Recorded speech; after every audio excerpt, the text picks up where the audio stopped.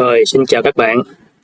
Trước khi chúng ta tìm hiểu tiếp tục qua cái tài nguyên deployment thì để ôn lại bài trước thì chúng ta sẽ thử dùng Rancher để chúng ta tạo một cái dự án, tạo một cái namespace, rồi sau đó chúng ta sẽ tạo một cái bot độc lập và chúng ta hoàn toàn sử dụng bằng giao diện đồ họa của Rancher ha. Rồi, ok. Rồi bây giờ mình truy cập vô Rancher, rồi sau đó mình bấm vào Flutter ha, bấm vào project và namespace. Bây giờ chúng ta sẽ tạo một cái project trước. Rồi ví dụ chúng ta đặt tên là DevOps đi. Rồi create luôn ha. Đây, nó đã tạo cái dự án DevOps. Rồi chúng ta tạo một cái namespace cho nó ha. Ví dụ chúng ta tạo là Dev. Rồi create luôn. Rồi ok, ở đây chúng ta sẽ chọn Dev ha. Sau đó chúng ta vô workload. Rồi chúng ta vô bot ha. Rồi hiện tại là trống, không có gì cả. Rồi chúng ta bấm create. Rồi chúng ta đặt tên cho nó ha. Ví dụ chúng ta tạo là Nginx đi, Nginx. Rồi ở phần bot này chúng ta vô phần node scheduling nè. Rồi ở đây nó cho mình chọn cái node mà cái bot mà được tạo ra ha. Nếu mình không chọn thì nó sẽ tự động nó chọn cho mình. Còn ở đây mình sẽ xác nhận cho nó luôn. Đó, mình muốn nó tạo cái bot này ở trên node số 3 ha. Đó, cái bài lab trước thì mình không có cái này, thành ra nó để hệ thống tự động chọn. Và sau khi nó chọn rồi thì sẽ không có thay đổi được ha. Rồi ok, mình qua container. Rồi mình đặt tên cho container này, ví dụ mình để là không luôn đi. Rồi mình sẽ sử dụng image Nginx sinh 1.25 đi. Rồi cái này là cơ chế nó kéo cái file image về từ ở trên cái hub ha. Đó, nó có những cái policy. Đó, ví dụ nếu mình chọn đây thì nó kiểm tra ở trên cái local mình. Nếu mà chưa có thì nó mới kéo ha. Còn ví dụ ở trên local mình đã tồn tại rồi thì nó sẽ không kéo nữa. Còn mình để on way có nghĩa là nó luôn luôn nó kéo về ha. Rồi ở đây mình tới mình tạo cái bậc ha. Ví dụ TCP 180 protocol TCP luôn ha. Rồi ok, rồi mình create luôn nha. Rồi nó đang tạo ra nè. Đó, nó đang tạo trên node số 3 giống như mình đã lựa chọn ha. Rồi nó chạy. Rồi mình đã thấy một container đã hoạt động rồi ha. Container name nè. Đó, mình nãy mình để số 0 đó. Đó, mình chạy cái image là version Nginx 1.25 ha. Đó. Rồi mình thử mình execute shell nó nha. Rồi, ví dụ mình xem cái OS của nó coi. Rồi đó, thấy version nha, 1.2. Đó.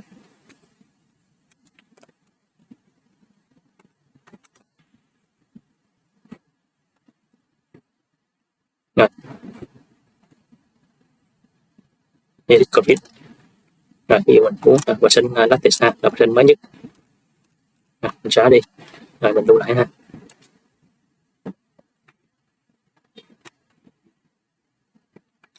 Rồi nó đã tải về. Đó. Rồi mình sẽ kiểm tra thử nó khác không nha. Rồi bây giờ đó là version 1.3 rồi ha. Ok.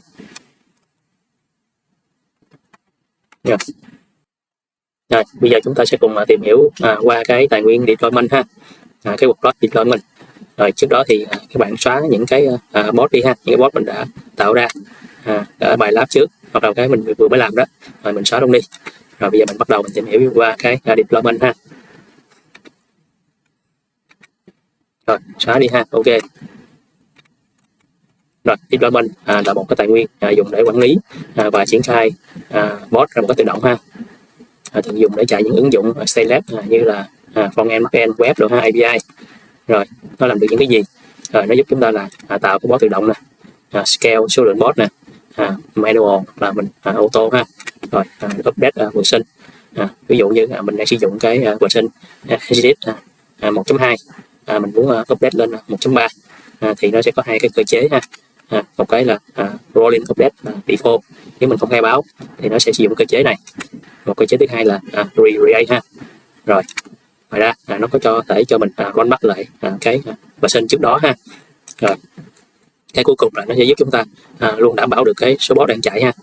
Ví dụ mà mình xác định cấu hình là số lượng bot là 3, ví dụ như là một cái node đó đang có cái bot đó trên đó, mà giờ cái node đó nó bị mất điện, nó bị shut down, thì hệ thống sẽ mua cái bot đó, cái bot đang chạy trên cái node bị down đó sẽ tạo ra ở trên một cái trong hai cái node còn lại ha, để nó luôn duy trì đủ cái số lượng cái bot của mình khai báo. Rồi ok, bây giờ mình sẽ tìm hiểu những cái này của nó ha. Rồi đầu tiên là cái cơ chế của nó tạo ra cái bot như thế nào, thì nó sẽ dựa vô cái gọi là replica set để nó xác định coi là mình cần tạo ra bao nhiêu bot thì lúc đó nó mới tạo ra ha. Đó, ví dụ một cái file YAML có nội dung có cái cai là deployment, ở đây mình set cái replica bằng 3, có nghĩa là nó sẽ tạo ra 3 cái bot cho mình ha. Nó sẽ luôn đảm bảo hệ thống cái tài nguyên dành cho cái container này phải là 3 bot. Đó, ví dụ khi mình replica là 3 mà mình có 3 cái worker node thì nó sẽ tạo 3 cái bot trên mỗi cái node vậy ha. Rồi, ví dụ như nãy mình nói nếu mà một cái node nó chết đi thì nó sẽ tạo ra một cái bot khác ở trên cái node còn lại ha, để nó luôn duy trì cái số lượng là bằng 3. Ok. Rồi bây giờ mình sẽ tạo ra một cái deployment ha, có replicate là bằng 3 để xem sao ha.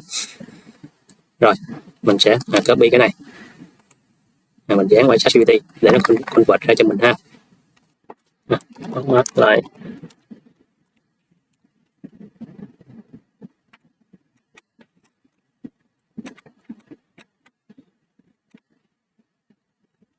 Ok, copy. Rồi mình đi một vô đây luôn ha. Mình chọn cái namespace đẹp đi ha. Rồi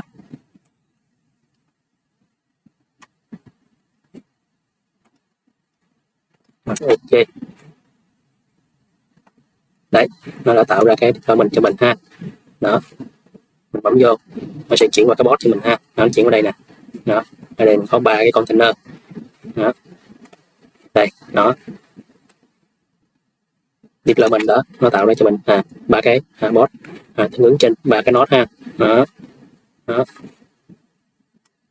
Rồi thì ở đây nó sẽ random, nó tạo ra cái đuôi phía sau ha, cái hash phía sau ha. Đó. Rồi ứng với từng cái bot vậy, chỉ có một container thôi ha. Đó, chỉ có một container thôi. Đó.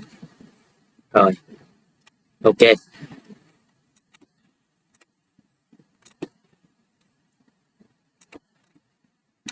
Rồi mình thử sử dụng lệnh lệnh để mình kiểm tra ha. Rồi mình thêm trừ cái n def ha, tại vì mình bỏ nó vô trong cái namespace là def. Đó, thấy không? Đó, web nè, 33 nè. Đó. Đó.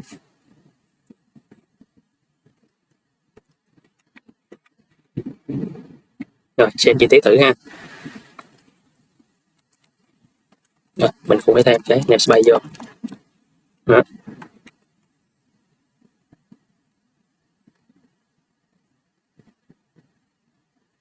Rồi đây mình để ý là nó có một cái chiến lược ở đây. Đó, default là rolling update, giống như mình nói hồi nãy ha. Nếu mình không khai báo gì thì default đó là rolling update. Đó. Một lát nữa mình sẽ tìm hiểu tới nó sau ha. Rồi ok. Rồi xem bot. Rồi trừ n def luôn ha. Đó, nó có 3 cái bot nè. Đó, đứng dưới đây nè, các bạn thấy không? Đó, giống nhau ha. Rồi ok. Rồi bây giờ mình sẽ bắt đầu tìm hiểu qua cái deployment làm được những gì dựa trên những gì mình nói ha. Hồi nãy là mình nói là nó có thể scale được cái bot lên ha. Rồi bây giờ mình sẽ tìm hiểu manual. Rồi ok, bây giờ mình hiện tại nó đang là 3 đúng không? Đây hiện tại nó đang là 3. Mình khai báo nó là 3, bây giờ mình muốn tăng nó lên thành 4 thì sao ha. Rồi ví dụ mình sử dụng câu lệnh đó, mình đổi cái replica là thành bằng 4 ha. Copy. Rồi ok, mình ở đây mình chưa khai báo cái namespace cho nó ha. Rồi ok. Rồi thấy không, nó đã đổi lên thành 3/4 rồi ha. Đó. Rồi mình bấm vô thử. Rồi mình thấy nó đã 4 cái rồi ha. Như vậy là một cái nó sẽ tạo lên một cái node nữa. Mình có 1, 2, 3 rồi, thì cái mới nó sẽ tự động nó lựa chọn cái nào cái node nào phù hợp để nó tạo mới thêm ha. Ở đây nó sẽ chọn cái node số 3 nè. Đó. Rồi. Ví dụ ở đây mình muốn giảm nó xuống ha, thay vì mình sử dụng cái câu lệnh thì mình có thể sử dụng cái rancher. Rồi ví dụ đây mình thấy nè, mình muốn giảm nó xuống, mình bấm vô ha, mình có thể giảm nó xuống còn 1 cũng được ha. Rồi nó sẽ giảm xuống còn 1 rồi đó. Rồi cái bot này nó đang chạy trên cái node số 2 ha. Đó.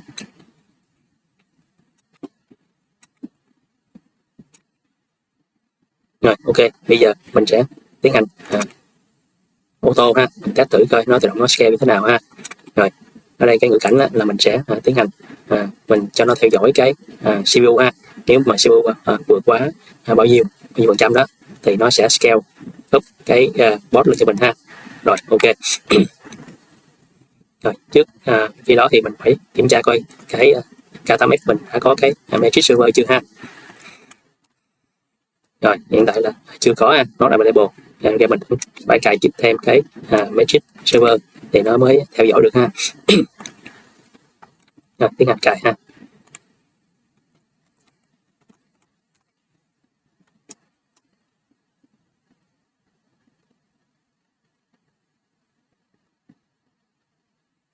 Cái của này copy có thể là bị sai một mát gì rồi. Rồi mình dán vào đây cho nó sửa lại cho mình ha.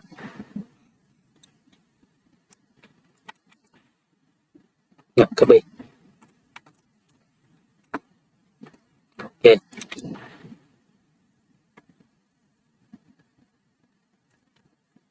Rồi, copy.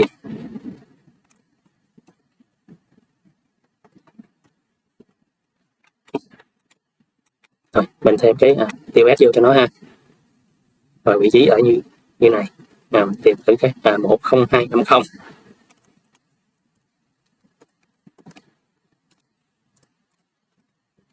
Rồi đúng không, vị trí container.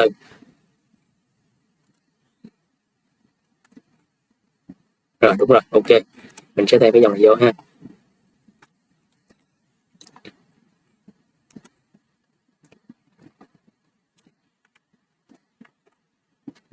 Rồi, ok rồi.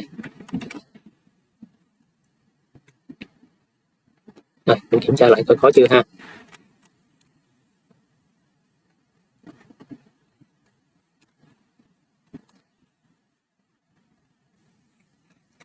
Rồi bây giờ mình quay lại cái câu này mình thấy là nó tìm tới cái deployment tên là Magic Server nằm trong Empire Kubernetes System giờ mình thử tìm ha. Rồi Kubernetes System. Rồi ok. Rồi deployment là Magic ha. Đây Magic Server nè, bạn thấy không? Đó. Rồi nó tạo ra một cái container trong đây ha. Running nó số 3 nè. Rồi có rồi ha, nó up lên rồi ha, tại vì nó cần thời gian để nó download, nó kéo cái image về thì nọ ha. Rồi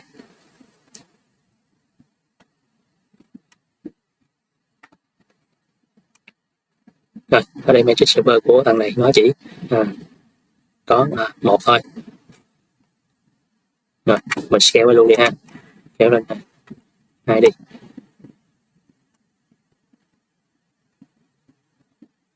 Cho lên 3 luôn, ok. Đó, cho nó HA luôn ha.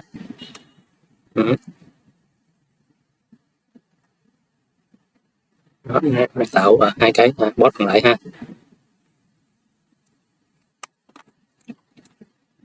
Rồi ok, mình làm tiếp ha.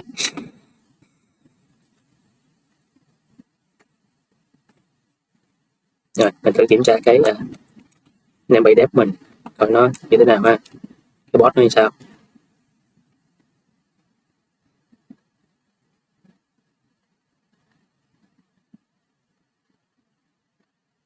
Rồi CPU là không ha, không có cái ai mà request gì vô nó hết, thành ra CPU nó đang không. Chỉ có bộ nhớ là 7 thôi ha. Rồi top node đó, ở đây ví dụ là CPU của cái node 1 là 24%, 22, 14. Xem thử ha. Đó đây mình sẽ thấy nó hiện ra nè. Đó. Đó. Đó. Đó. Siêu RAM này ha. Ok. Rồi mình tiếp ha. Rồi bây giờ mình sẽ chỉnh lại cái file YAML, cái phần container. Đó, mình xem những thông số này vô ha. Request này là gì? Request này là mình research cho đó, nghĩa là mình sẽ cấp cho nó siêu bao nhiêu, memory bao nhiêu, và mình giới hạn cho nó là không được quá bao nhiêu, bộ nhớ không được quá bao nhiêu. Đó, ok ha. Rồi, rồi bây giờ mình qua đây mình nói thử ha. Mình chọn lại cái dev ha.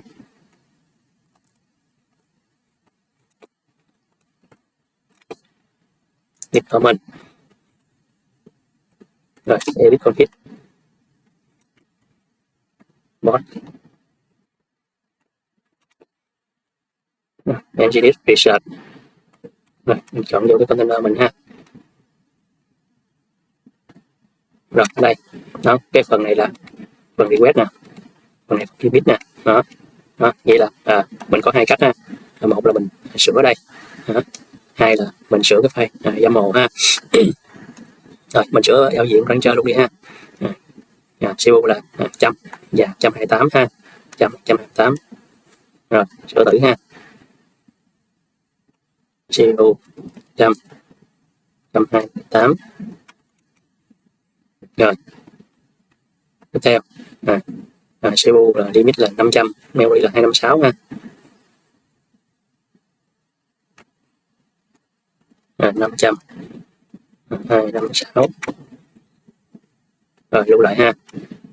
Ok. Rồi nó thử lại cái file YAML nè. Rồi mình sẽ thấy nó có phần đó ha, đây. Đó, nó là tạo ra. Đó. Rồi, vậy là có hai cách ha, một là mình edit cái file YAML, hai là mình sửa để bằng giao diện đồ họa ha. Đó thì nó kết quả cũng giống như nhau. Đó. Đó, limit. Rồi ok. Rồi bây giờ mình tạo ra cái phần theo dõi ha, mình phải có cái này thì nó để nó theo dõi, để nó thì nó mới scale cho mình ha. Mình phải định nghĩa cho nó, ví dụ như là nếu mà CPU quá 50% thì nó sẽ scale lên ha, nó sẽ scale cho mình lên ha. Và mình sẽ có hai giá trị là min và max, nghĩa là cái giá trị bot á, ví dụ mà minimum là 3 bot, maximum là scale tới 10 bot là hết ha. Rồi do cái deployment mình đang nằm trong cái đam mê là dev, mình ra mình khai báo đây ha. Rồi ok, mình sẽ copy qua đây sửa lại ha. Đó, HBA đó, đó là boss auto scaler. Đó. Rồi mình copy ha.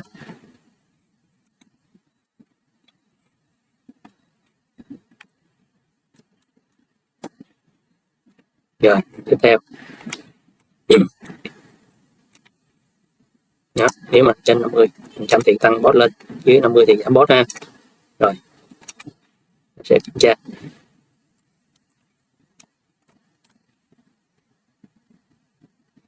Rồi mình set là minimum là 3, mà hồi nãy mình đang để replica là bằng 1 đúng không, thì bây giờ nó sẽ tự động nó đẩy lên bằng 3 nha. Nó bây giờ 33 này, đó minimum đó, nó đang ở cái minimum rồi đó. Rồi rồi bây giờ nó đã theo dõi nè, 0% ha. Hiện tại là nó đang sử dụng là 0% cái deployment này, mấy cái bot nó đang 0%. Rồi, khi mà vượt quá 50 thì nó để nó sẽ scale up lên ha. Rồi bây giờ mình sẽ chạy qua lên này để nó theo dõi ha. Nó chạy một rau đó. Bây giờ nó một rau nó theo dõi liên tục nè. Rồi tiếp theo là mình giả lập có một cái request gì đó hay là cái gì đó làm tăng cái CPU ở trong cái bot lên ha. Rồi bây giờ mình sẽ set vào cái container nginx để rồi mình dùng cái lệnh này để giả lập làm cho cái overload cái CPU lên ha. Rồi ok, mình sẽ bấm vô đây. Rồi mình chọn bất kỳ. Rồi mình vô shell của nó. Rồi mình sẽ chạy cái lệnh này ha. Đồng thời mình sẽ theo dõi.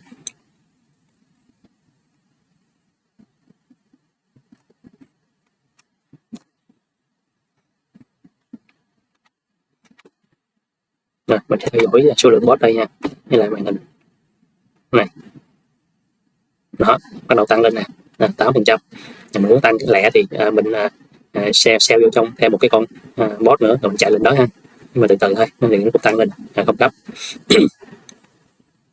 Đó, nó tăng 167 đó, lớn hơn 50 rồi đó. Đó thì bây giờ bắt đầu nó scale lên ha.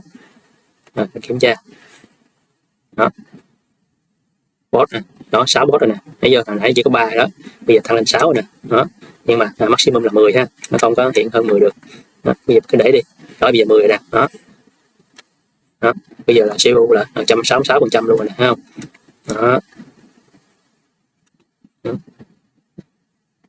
Đó, 10 là maximum ha, không vượt hơn được. Rồi ok, mình cần C ha, rồi nhắc nó đi.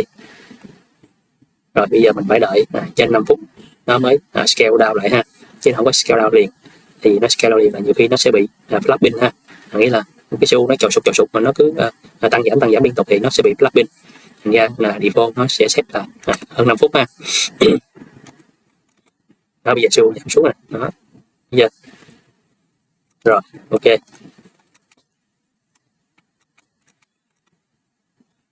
Đấy, ở đây có nói nè, hơn 5 phút thì cái số lượng bot nó mới giảm ha, để tránh flat pin.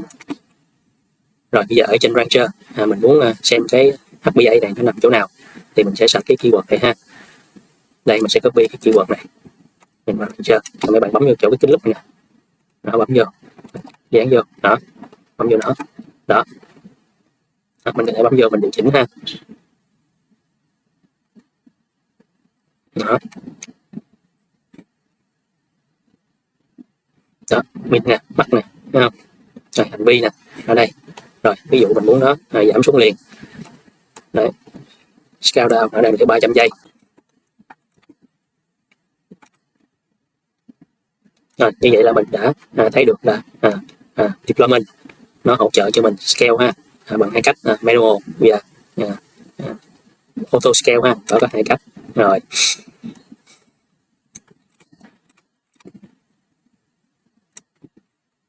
tiếp theo mình tìm hiểu thêm một cái chức năng kế tiếp của deployment là update image ha, thì nó sẽ liên quan tới hai chiến lược, một cái là rolling update và một cái là relay ha. Thì rolling update là sao? Rồi bây giờ mình sẽ tìm hiểu ha. Rồi bây giờ cái này của mình đúng không? Lúc nãy mình khi mà mình import cái file nhập mồi vô, mình không có hề khai báo về cái chiến lược gì cả. Đó, bây giờ mình edit nè. Rồi mình tìm cái rolling update nó đây nè, đây đó. Khi mà vậy là default nó sẽ tự động sinh ra cái những cái giá trị này ha, mặc định đó, thì nó sẽ có hai cái giá trị max và max unavailable, là mỗi cái là 25%. Là ý nghĩa gì ha? Rồi ở đây mình có nói nè, max là số bot được phép tạo thêm vượt quá replica trong lúc update. Rồi ví dụ ở đây nếu mình set cái replica bằng 4 thì không quá 25%, nghĩa là một bot ha. Đó. Rồi bây giờ giải thích nè, đó nghĩa là mình đang có 4 bot đúng không, thì nó sẽ tạo thêm một bot mới đó để tạm thời chạy cái image cũ. Rồi số bot tối đa được phép unavailable trong lúc update ha. Rồi cũng 25% của 4 là một bot ha, như là trong lúc update thì một 3 bot sẽ vẫn là cái image cũ ha, chỉ có một bot up lên cái image mới thôi.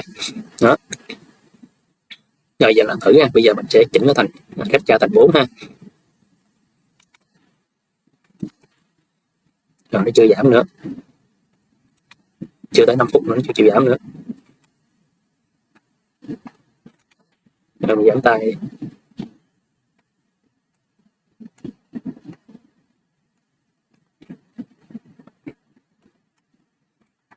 Rồi 4 rồi ha, 1 2 3 4 nốt, một bot rồi nó chạy cho nốt 2, có hai cái bot chạy cho nốt 2 ha. Rồi, ok, giờ nó đang chạy là exit. Bây giờ mình thay đổi cái version cho nó ha.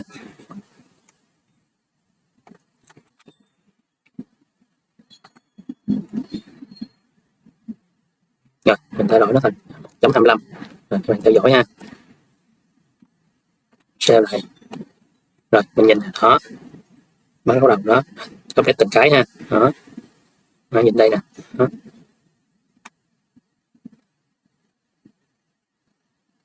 Đó, VA.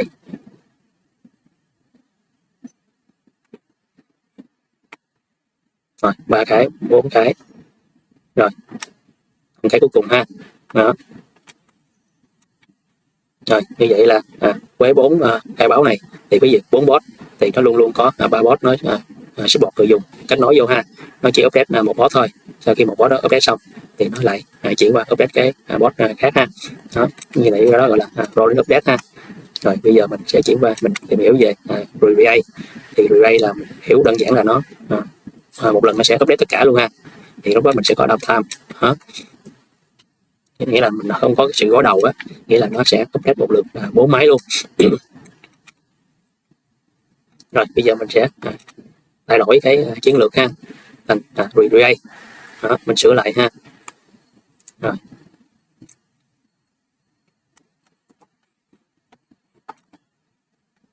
xong rồi ha. Rồi bây giờ mình tiến hành mình sửa lại 3.1. Rồi mình tìm thấy cái chiến lược test nè. Đó. Rồi.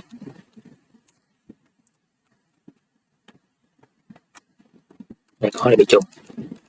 Rồi ok, cái time thì phải thuộc vô. Rồi mình sẽ comment lại mấy cái này ha. Rồi ok, xem. Rồi bây giờ mình sẽ sửa cái edit ha.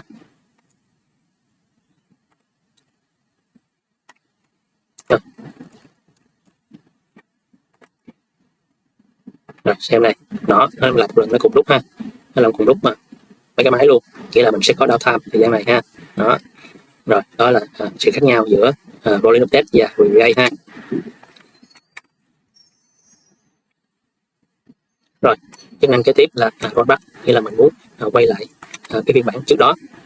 Rồi ở đây mình có thể dùng Rancher ha, mình bấm vô đó, mình chọn rollback nè. Đó, rồi mình sẽ bung ra, mình chọn cái màu xanh nào. Đó, đây là cái hiện tại nè, mình muốn cái trước đó mình dùng bấm vô đây, mình sau điếp mình coi khác nhau có gì ha.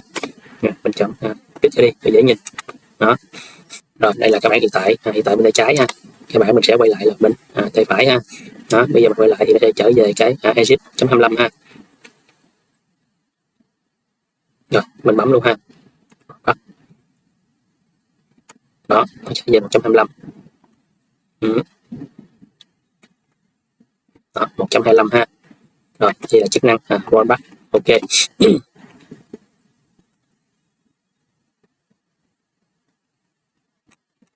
Rồi thấy chức năng kế tiếp của deployment là đảm bảo cái số pod chạy ha. Ok, rồi bây giờ mình test luôn ha.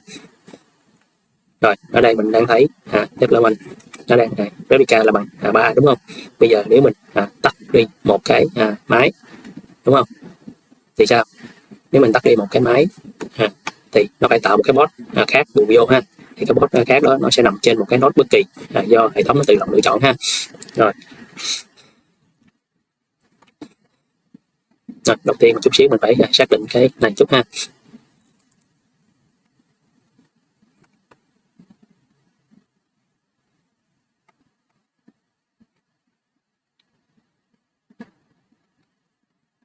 Rồi cái thằng ingest entity này đang nằm ở node số 2 ha. Bây giờ nếu mà mình bao up cái node số 2 này thì Rancher mình sẽ tịch luôn ha, không mua được.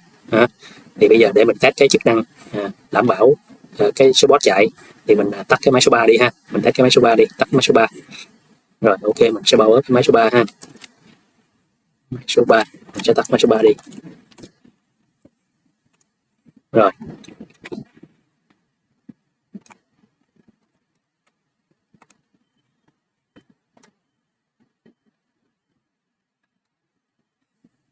rồi ở đây có test ha, tốt 5 phút ha. Đó, nghĩa là sau khi server bạn bị chết 5 phút thì nó bắt đầu nó tạo bù ha. Đó, thời gian đó thì mình có thể mình chỉnh lại ha. Đó. Rồi bây giờ mình phải đợi thôi, nghĩa là đang default. Đó, đó cái số 3 này đó. Đó, bây giờ mình phải đợi. Đó. Rồi trong lúc đợi nó thì mình tìm hiểu khác ha. Rồi giờ so sánh deployment và bot ha.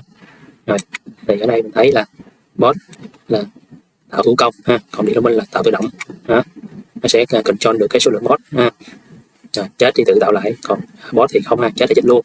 Rồi deployment mình có thể scale được ha, còn bot thì không, nó nằm trên cái node nào là node đó chính luôn ha. Rồi mình có thể update, cái này khó ha. Deployment mình có thể rollback lại, còn hàng bot thì không ha.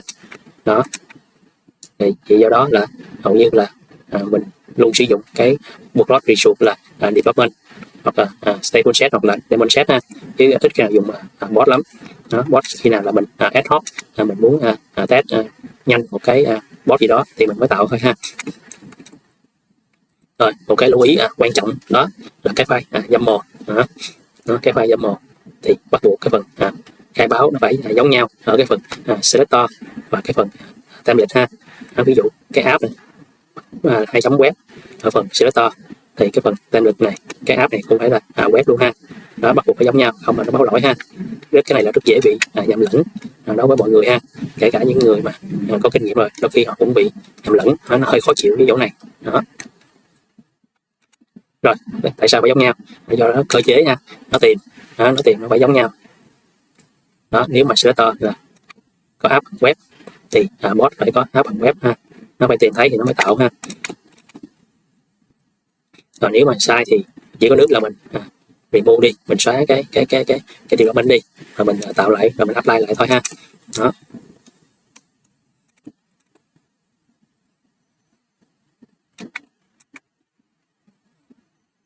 Đó.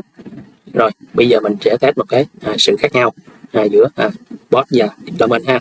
Thì cái bài lab trước mình thấy là khi mà mình tạo một cái bot độc lập thì nó sẽ chết lên trên một cái node ha. Khi mà mình bấm di chuyển qua một cái node khác nó báo lỗi đúng không? Thì bây giờ mình thử đối với cái deployment thì nó có bị lỗi gì không ha. Rồi sau khi mình tắt đi cái node số 3 thì bây giờ là sau thời gian mình đã thấy là cái bot nó được tạo mới lại ở trên cái node số 1 ha. Nó luôn đảm bảo là có 3 cái bot ha. Đó. Thì giờ cái node 1 nó sẽ chứa 2 bot ha. Đó. Và node số 2 nó chứa 1 bot ha. Do mình tắt cái máy số 3 đi. Đó. Rồi vậy là mình đã hiểu được cái khả năng của deployment để làm những công việc gì rồi ha. Ok, rồi bây giờ mình sẽ test cái phần mà mình di chuyển cái bot ha, cái bot ha. Ok, rồi bây giờ mình chuyển cái này xuống còn một thôi.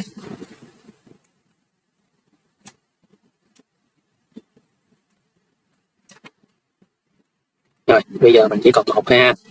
Rồi bây giờ nó đang nằm ở trên node 1 ha. Bây giờ mình thử mình chuyển từ cái node 1 sang node số 2 coi nó có chuyển được không.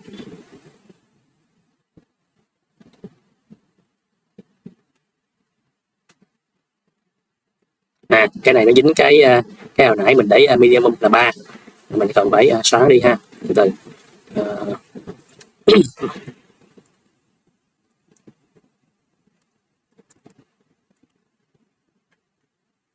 đây rồi mình thử xóa này đi ha, để mình để minimum 3 nó ra nó tự nó tạo lại ha.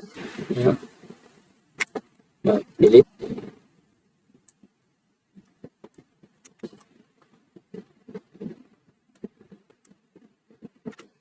Rồi mình sửa lại.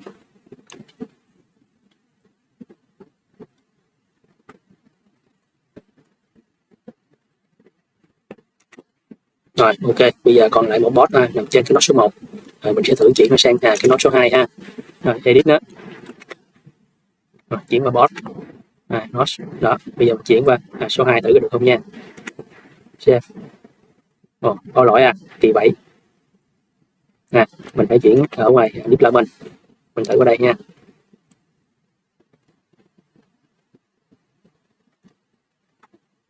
Node số 2. Ok. Rồi trong khi đó thì mình bật cái máy số 3 lại luôn ha.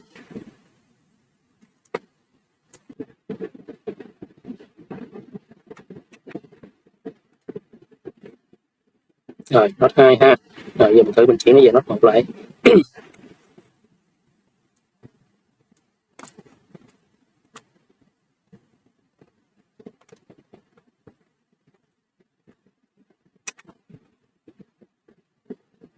Rồi nó đã chuyển vào nốt 1 ha.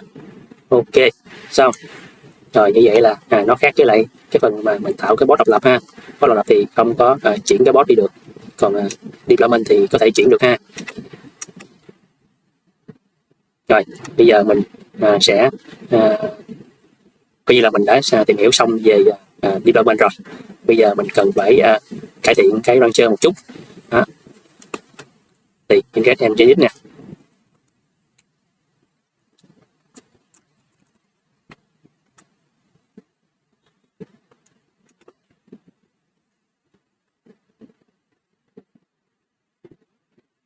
rồi lúc nãy mình có nói ha đó, cái thằng này nó đang chạy trên node 2, nên nếu mà mình power up cái node 2 đi thì coi như mình không thể nào mình vô rancher được, mà mình phải đợi 5-7 phút gì đó cho nó tạo cái này sang cái node khác ha, thì lúc đó mình mới vô được rancher.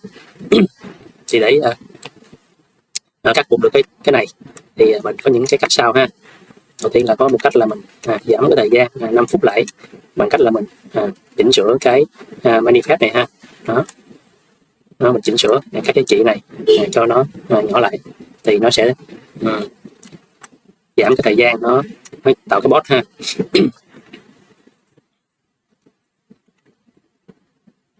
Rồi cái này thì mấy bạn có thể làm thử ha.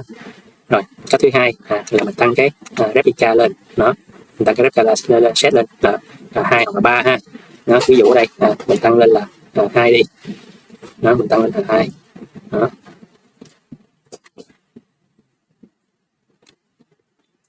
Đó là cách thứ hai ha. Rồi còn một cách nữa là mình chuyển từ deployment sang dạng deployment set ha. Đó thì lúc này nó luôn bảo đảm là duy trì là mỗi node sẽ có một cái boss ha. Đó.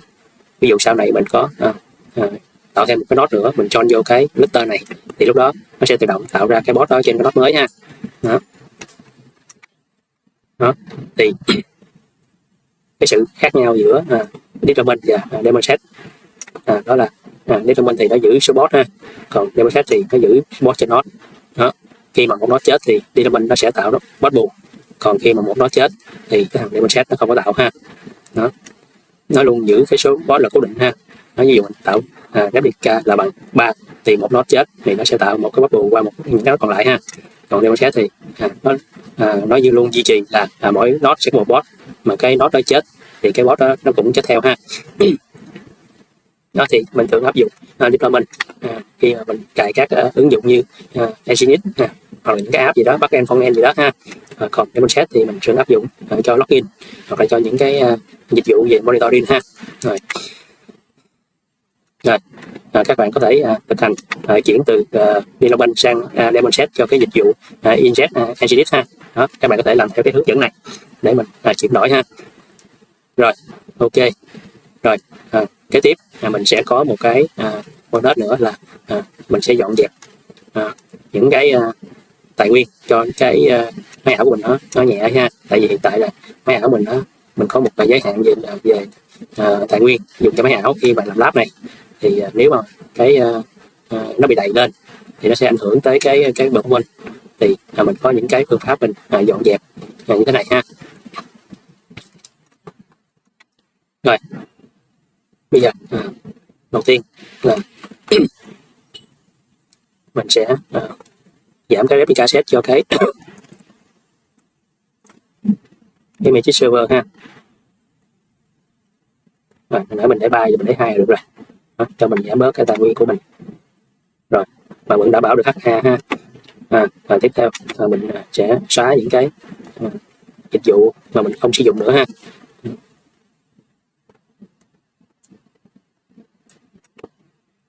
Rồi ví dụ mình xóa thằng đép này đi ha.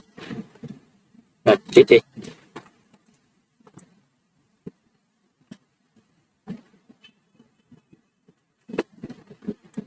Rồi bây giờ mình thử ha.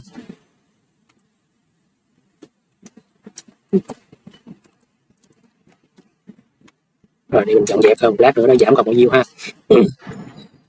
Rồi hiện tại là nó còn available là 23 GB ha. Để xíu nữa mình coi cái này nó có tăng lên không ha. Rồi ok, mình sẽ làm theo cái này. Rồi xóa các event cũ đi, ví dụ ha.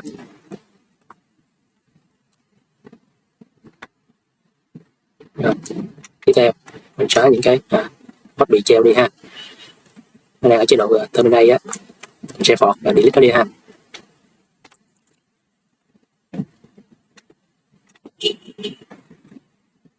Rồi xóa các event cũ không sử dụng tới, xóa luôn ha.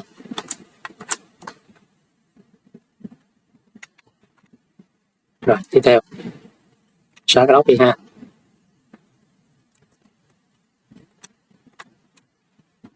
Ok. Rồi xóa namespace, rồi đã mình xóa rồi. Rồi mình xóa những cái history của nó đi ha.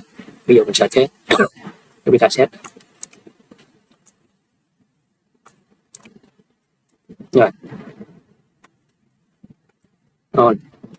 Ok. Rồi mình có nào không ha. Đây có cái này không này, này không này, mình xóa đi ha.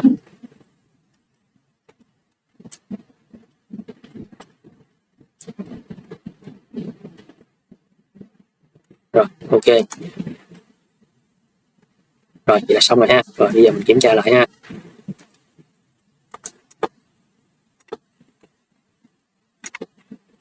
Rồi mình sẽ thử nè.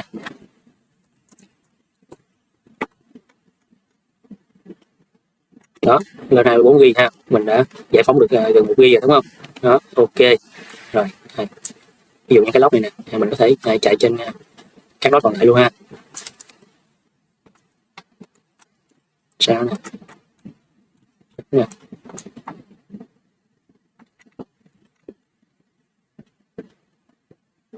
Xóa đi việc cũ nè.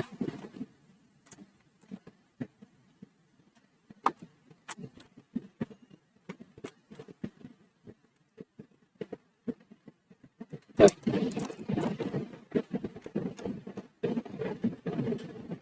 Ok. Rồi bài lab của mình là cái này là hết nha. Coi như sau cái bài lab này mình đã hiểu được namespace là gì nè, đó bot là gì, deployment là gì và daemon set là gì luôn rồi ha. Ok. Rồi hẹn các bạn ở bài lab tiếp theo ha. Rồi bye bye.